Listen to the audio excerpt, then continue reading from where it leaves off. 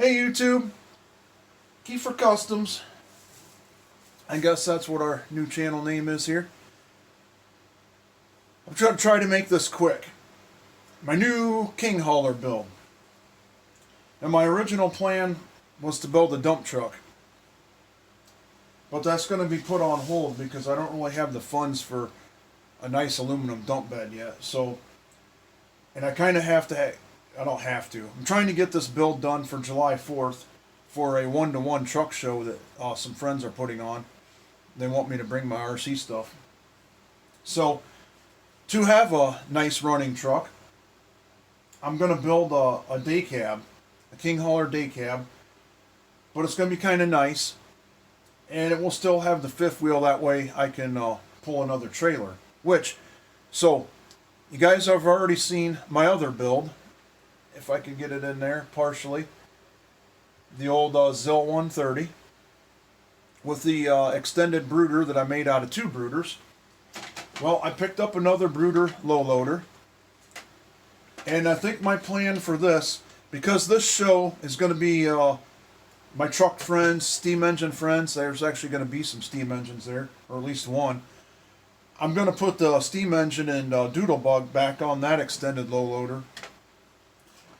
So I'm going to take this low loader and just modify the deck, paint it, get rid of these, leave it this length. I'll modify, the kingpin like I normally do, put the aluminum in there. And we'll either put the D5 on the brooder, D5 on here, or the Huna excavator, one or the other. And that's probably what this truck's going to pull. So there's that. So the King Hauler, big shout out, Mike and Amberly Kirby from Team K&K Hardware, teamknkhardware.com. I made a road trip down there 2 weeks ago. That's how I ended up with the King Hauler. And of course their stainless steel screw kit that I use in all my builds. The King Hauler, the Fly Sky FSI6 radio, the Hobby Wing 1080, Quick Run 1080. I love these. I love them in my crawlers. I love them in trail trucks. Maybe overkill for the semis, only for the fact you don't really need this sealed unit that's waterproof, but I love these for the programmability of them. We can run them on 3S LiPo, which I run my trucks on, and this one has a great drag brake and 100% drag brake. My only complaint with the Zil 130, I have the Hobby Wing 1060 in that, and the drag brake. I forget if it's only 50% or it might not even have one. And I noticed that on that truck with two of the shows I took it to that have the big bridges with a load on them. When you come down the back side of the bridge, that drag brake would be really nice. So, and you notice, yeah, we took this out of a truck at Kirby's, so we just snipped wires, which I run Deans on everything, and I solder the motor wires right on the motor anyways. So speaking of motors, real quick, I usually run 80 turn, and I run brushed. I usually run 80 turn on my trucks. I did not purchase one yet for this truck, so I think I have a nice, I think it's a Tekin 35 turn crawler. If I do, I'm going to see if I have an 8 or 9 tooth pinion, and I'll modify the motor mounting slot in this, and I'll just drop down a tooth or two on the pinion. Moving along a little bit then. Dan Davidson of Beef Tubes. If any of you are from the crawler world, Dan Davidson from Beef Tubes also has a company called Gear Jammer RC. Gear Jammer RC is Dan's 114th online ordering for you guys, for us. So Jim's bearings came from Dan. And I know a lot of people say, what do you mean, bearings in the truck? Well, if I'm starting from a new kit and I'm assembling the whole thing, I'm throwing bearings in there. For 25 bucks, yeah, I'm putting bearings in my trucks. Now something new I'm trying. This Tower Pro MG 958, which is the Metal Gear 958. I'm going to use this in my steering. I've never run the Tower Hobby servos, but I've heard good things about them. If you guys have seen my other videos, I like the Power HDs. This was about the same price as the Power HD 20 kilogram. I run the 25 kilograms in my trail trucks. 20 kilograms is plenty for these semis. So I'm going to try that. Dan said I like it. No shift servo. You know, I never take that other truck out of first gear. I have it in low. This truck, when I build it, if you're familiar with the Tamiya trucks, they come with the little bushings that you can lock the transmission in what gear you want it in. I'm going to lock this one in first and not even put a shift servo in it. I'm not even going to use it. Part of my theory there is, well, I'm not going to need it for one. I won't need to shift. That frees up my third channel in that FlySky FSI 6. I can use that third channel if I need to run a dump bed. I'm just planning ahead. So speaking of the FlySky FSI 6 and shouting people out, Bob Jacobson from Hobby Concepts. I'm sure plenty of you, if you're following me, you have to be following Bob. Hobby Concepts. The guy does awesome videos. He does awesome builds. So I went online and ordered the centering kit for the FlySky to self-center the throttle stick. That's a no-brainer. I don't need to explain that. If you're already this far along with semi-builds, you know what I'm doing there. But my shout out to him is the above and beyond that he went with. I run a Turnigy. It's like the same as the FSI 6, so I'm familiar with the Turnigy and the FlySky. But Bob kind of set me on them too a while back just because he knows how to program them. His videos are easy to follow along with. But he sends you the instructions, programming instructions. I don't think they're actually written instructions on how to do that self-centering kit. He actually has a video showing you how to do that, so I'm not even going to do one. It's easy to do. I've done several. But that's the cool thing. Now, most of these are for the MFC units because he uses the MFC, the Tamiya MFC units in all of his builds. I don't. I personally think they're way overpriced for what they lack in technology. For one, I don't like the built-in speed controllers. I don't like the mess of wiring that they have. Don't get me wrong, they're excellent units when they're working and set up properly. I just don't need all that for my builds. I'll put lights in my trucks. I'm using the Killer Body RC light kits.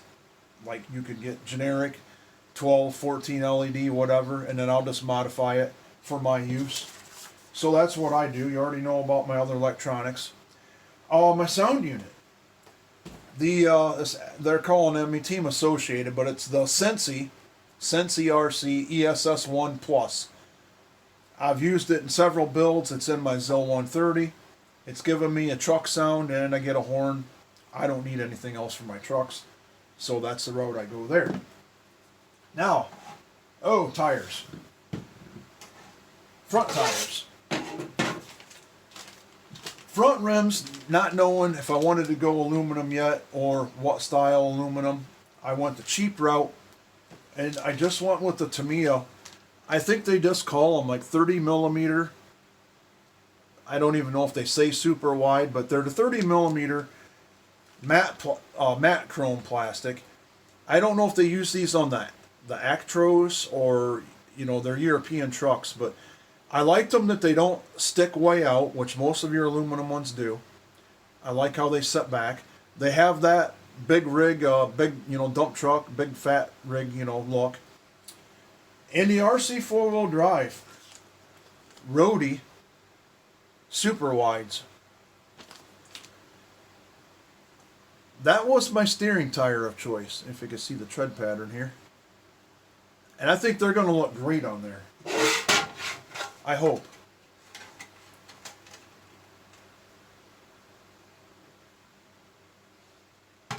The rear tires, I have RC 4-wheel drive, King of the Road. They're kind of off-road or kind of mud terrain. Not as big of a lug as the Lesu winter tires that I normally use. That's about the only thing. I do not have those yet. I'm waiting on those and the light kit. So the day cab. Oh, yeah, but it's white, and yeah, that's the King Hauler Black Edition. Well, I already had the cab because I was already planning on making this a day cab. Excuse me. Whew. Yeah, for something else. So I went with the Shapeways printed back with the rectangle window in it, and I'm more than happy with it. As you can see, my little boo-boo, I cut the cab back off with the hacksaw and took a little too much off. But my good old Bondo, I used the Bondo spot glazing putty.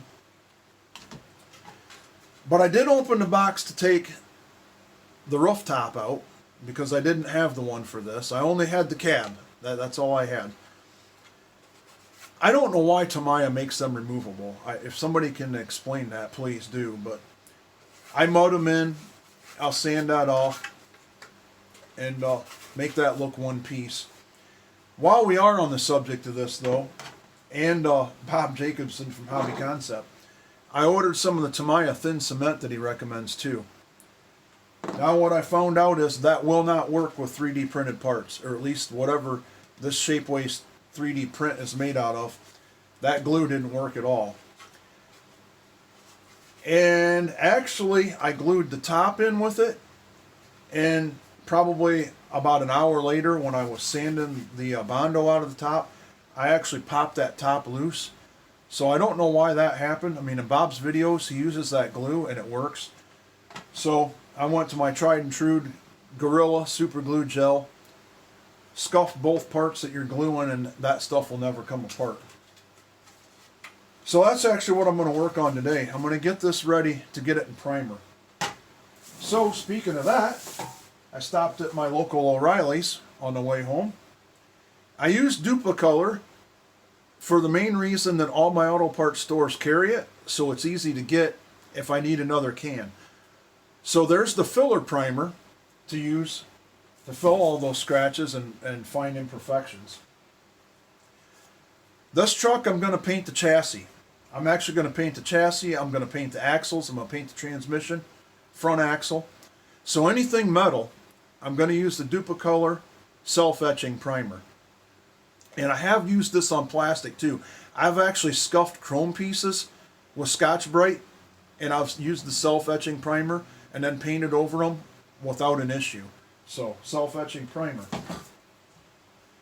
The axles, the front axle and the transmission, I'm going to use Duplicolor wheel coating. Why? Really because I like the graphite color this says this is. So it's going to be a tad bit different than my chassis color. Well, I think it's going to be a lot different than my chassis color because I think I changed my idea on my paint scheme. So for paint, I'm going with Cherry Dark Metallic, and Gunmetal Metallic.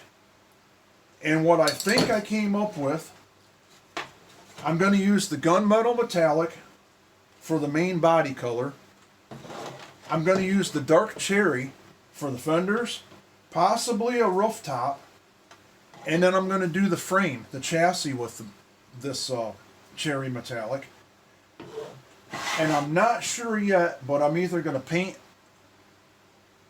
the gas tank strap, the fuel tank straps with the chassis color, or I'm going to tape them off and I'm going to paint the tanks the chassis color. I haven't decided which route I'm going to go. So that's why I only got one can of each of these for now, not knowing which one I'm going to need. I know one can will cover just the main body. I'm not worried about that. So if that's the route I'm going to go, I will need probably another can of Dark Cherry.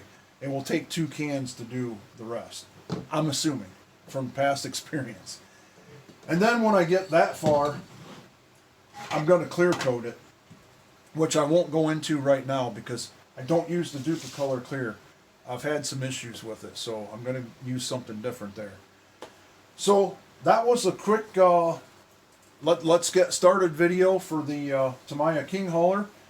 So Until my next video, we'll talk to you later.